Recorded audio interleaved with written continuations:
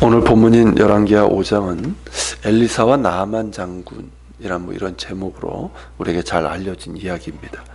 나아만은 아람의 군대 장관으로서 아람 왕에서 크고 존귀한 자로 대우를 받았고 무엇 하나 부러운 것이 없었습니다. 1절에서는 여호와께서 전에 그에게 아람을 구원하게 하셨습니다 라고 하고 있는데, 이는 나라가 위급한 상황에서 그가 큰 공을 세웠음을 뜻하고 이것이 하나님께서 주신 것임을 말씀하고 있습니다. 물론 나아만은 이 사실을 몰랐겠지만 하나님은 이스라엘의 하나님이실 뿐만 아니라 온 세계의 하나님이십니다.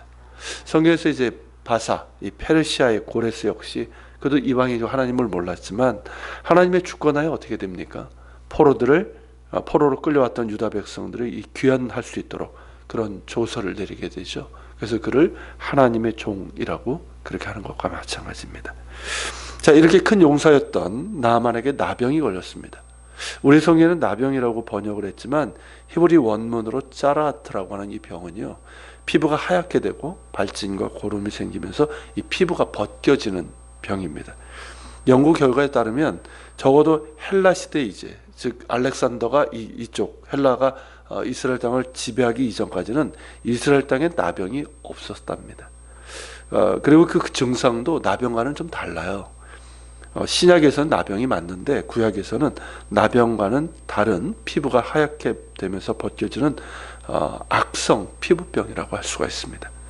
자, 그 당시에 의술로는 고칠 수 없는 병이죠. 그렇기 때문에 나아만은 이 병으로 크게 고통스러워했고, 그런 가운데 포로로 잡혀와 나아만의 집에서 수종을 들던 이스라엘 소녀가 나아만의 부인에게 우리 주인이 사마리아에 계신 선지자 앞에 계셨으면 좋겠나이다. 그가 나병을 고치리다 라고 고합니다. 이 어린 소녀가 누구인지는 알려지지 않았지만 나아만의 질병을 고치고 그가 하나님을 찬양하고 경배하는 사람이 되는데 큰 역할을 하게 됩니다.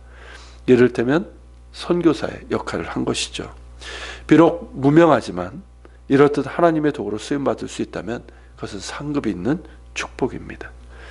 다만 어린 소녀는 포로로 와 있는 상황이라서 엘리사가 어디 있는지 모르죠. 그러니까 사마리아에 있다라고 얘기합니다. 근데 엘리사는 사마리아가 아닌 갈멜산에 있었죠. 자, 그런 가닥에 아람 왕은 사마리아에 있는 이스라엘 왕에게 서신을 써서 예물과 함께 나아만을 보냅니다. 그럴 수밖에 없겠죠. 사마리아에도 있고 어쨌든 한 나라의 군대 장관이니까. 자, 이런 상황이다 보니까 이스라엘 왕은 어떻게 될까요? 자, 아람의 군대 장관을 보내서 그의 병을 고쳐달라고 아람 왕의 서신을 딱 받고 나니까 어떻습니까? 대번 의심하고 화를 내게 됩니다. 왜 나에게 병을 고쳐달라고 자기의 신하를 보냈냐는 것이고요. 그것도 군대 장관 아닙니까? 그러니까 이스라엘 왕은 아람 왕이 틈을 타서 자기와 싸울 빌미를 얻으려고 합니다 라고 오해하면서 자기의 옷을 찢을 만큼 화를 내게 됩니다. 참으로 난감한 상황이죠. 나아만으로도 어찌할 방법이 없는 난감한 상황에서 왕이 자기 옷을 찢었다는 소식을 들은 엘리사는 왕에게 나아만을 자기에게 보내라고 요청을 합니다. 이에 나아만은 말들과 병거들을 거느리고 갈멜산에 이르러 엘리사의 집 문에 섰지만 정작 엘리사는 어떻게 합니까? 나오지 않고 사환이 나와서 병에 대한 처방을 알려주는데 그 내용은 요단강에 가서 몸을 7번 씻으라는 것입니다.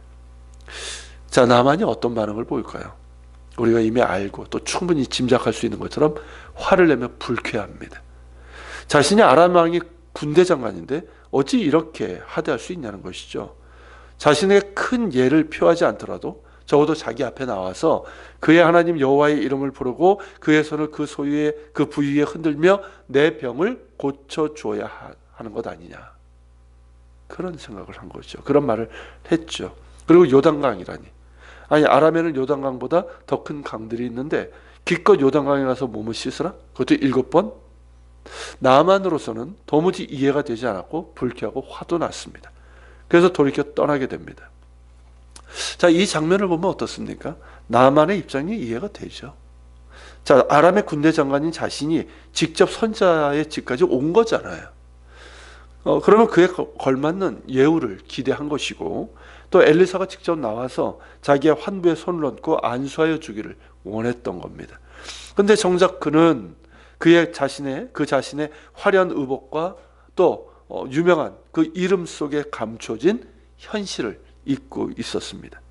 그가 아무리 아람의 군대 장관이고 크고 존귀하고 큰 용사라 할지라도 지금 그의 현실은 뭡니까? 피부가 하얗게 되고 고름이 나고 피부가 벗겨지는 악성 피부병으로 고통하는 환자일 뿐입니다.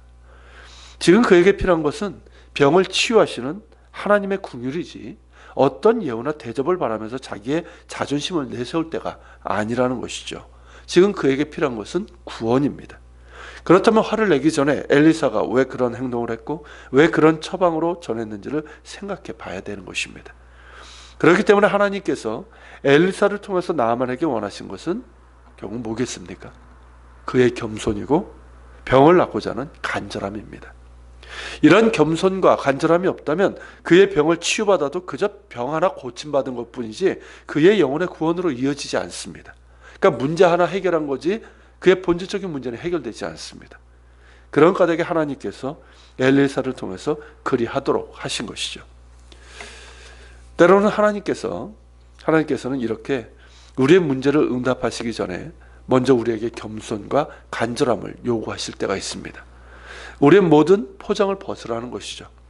나의 어떤 지위, 업적, 자존심, 체면 그 모든 것들을 다 내려놓고 오직 하나님의 긍휼과 구원을 간절함으로 바라는 겸손을 원하십니다.